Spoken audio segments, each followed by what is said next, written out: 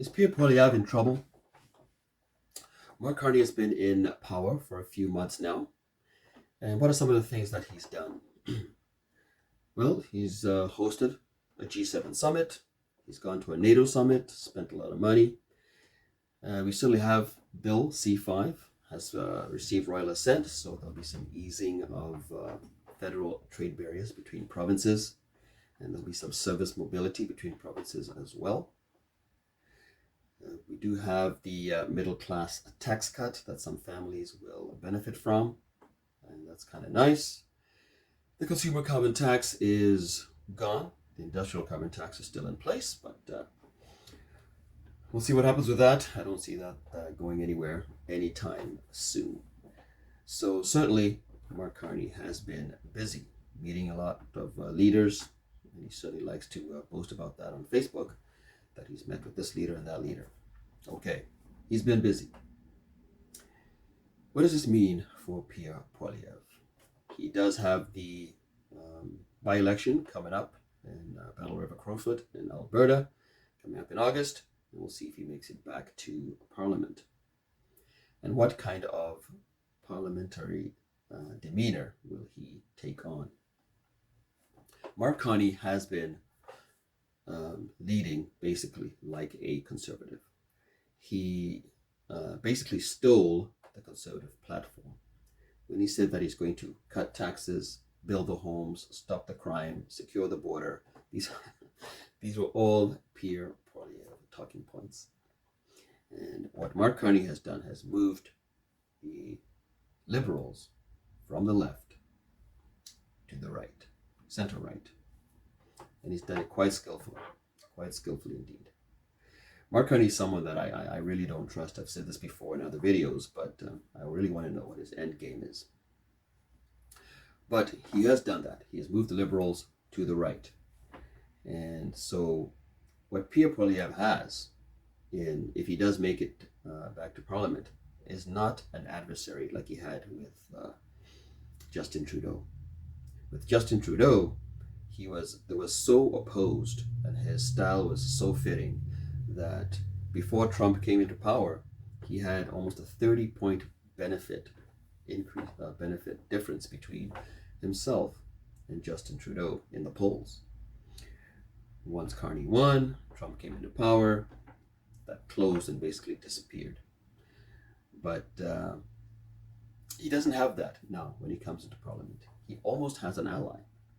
I mean, they just supported a bill. Is it the border bill? Or the tax cut bill? I forget. But they supported a bill that the Liberals put in place. I don't think they supported any bill that Trudeau put forth. So that was quite the feat, quite the thing to see, that this is a bill being supported. But this is what you have. You almost have an ally in Mark Carney. And how do you deal with an ally? How do you differentiate yourself to make the voting public say, you know what? No, let's put Pierre in there and not Mark Carney. You almost need a scandal to get him out of there. So if you have an ally, you can't come at him like an attack dog. You can't come at him like a bulldog. Can Pierre be a golden retriever? Or is he only a bulldog? Is that his style? Because I don't think the bulldog style is going to work, especially not if you have almost an ally in Parliament. I'm reminded a little bit of what happens to Winston Churchill when he came into power. He was British Prime Minister in the 1940s. He became, in 1940, he became British Prime Minister. Second World War was underway, and he was the Prime Minister appointed, to lead, or the person to lead the British through this time of war. The German troops were advancing through Europe, so they didn't want them to get to the British shores. And anyway, certainly Winston Churchill did very well and got the Americans to help out and other allies to help out as well. And so you had the war won, May of 1945. Germans surrendered. That July, you had Britain had general elections, and Winston Churchill lost. So the guy who led Britain through the war was not going to lead them through peace. And this is what the voters basically said. Said, look, thank you. We appreciate you. Winston Churchill is considered one of the greatest British people in British history.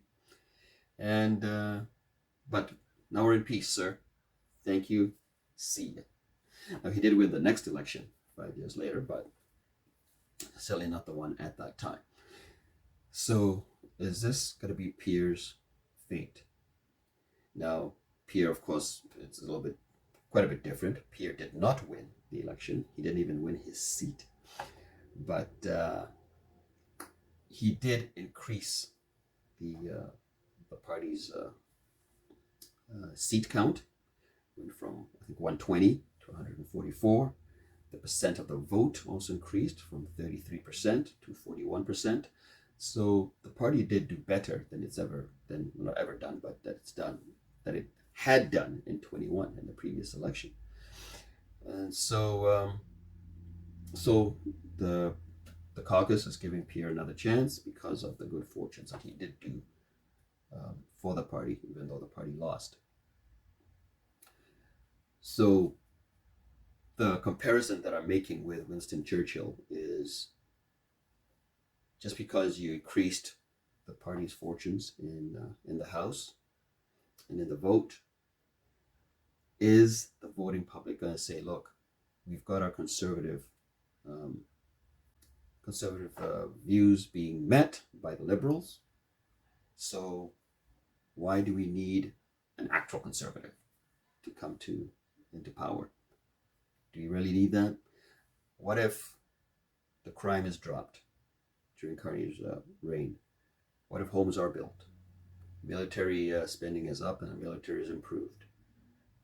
Taxes are lowered.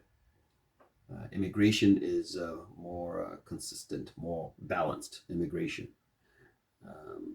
In all these, what if the fat is trimmed in Ottawa? And we have spending in Ottawa trimmed. Obviously, I mean, we don't have a budget, but certainly right now spending is way up. Right now, being pledged to go way up right now. So is the deficit. But if these things, people are seeing they have more money in their own pockets, people will say, well, we're fine. That's what people say, because really it's what people are individuals. People are, what's happening to me? And we'll see how this goes. So my concern is people are going to, again, just look at themselves. They're not going to consider the country and how the country is going and what Carney might be doing to the country overall. And just decide, yeah, no, we're fine. And they may not believe if Pierre Poilievre does become more of a golden retriever than a bulldog. Is he going to be a believable golden retriever? People are going to actually believe that this is actually who he is, and that he can run the country this way. I don't know. We'll see. I think it's going to be interesting in the next election. I certainly hope that he does win the by-election. It's not a given. And when he gets back into Parliament, we'll see what kind of leader of the opposition that he is. So what do you guys think? Please let me know in the comments. I'll be interesting to hear your points, to hear what you think of this commentary. And please like, subscribe, and share. We'll see you next time.